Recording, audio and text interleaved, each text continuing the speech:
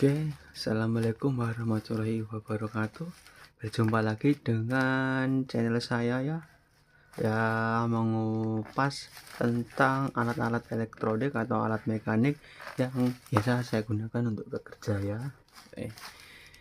Ini kedatangan paket masih bungkusan ya, dari toko online Shopee. Ini ya nama tokonya, coba lihatkan. Gak ada namanya ya. Ini intinya tang skun ya, tang press skun itu atau tang crimping. Oke, tanpa berlama-lama lagi kita buka bungkusnya.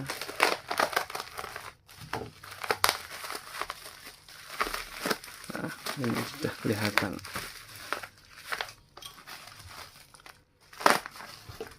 Harus hati-hati ya bukanya. Ada, ini dia alatnya. Oke, tang skun ya, dari merek Tekiro, 1 pieces. Nih, oke, ini ya tang Tekiro ya, ini ya, tergak head treated carbon steel, how to use. Nah, nih barangnya.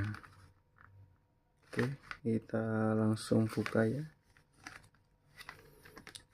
Ini saya beli harganya berapa? Murah Pak, sekitar 50 ribuan Pak. Sekitar 50 ribu. Agak seret gini bukanya. Agak seret begini bukanya. Kenapa ya agak seret? Apakah mau begitu ya? Ini untuk apa? Ini untuk memotong ya. Ini untuk memotong, ini untuk press sekun, dan ini juga press sekun, ini untuk mengupas kabel. Ukurannya ini ya, 1,5, 2,5, dan 6. Coba kita bandingkan dengan punya saya yang satunya.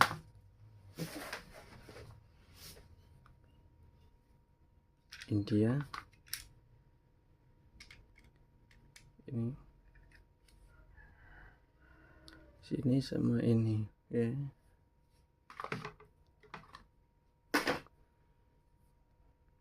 Cakep sekali. Ini untuk memotong kabel,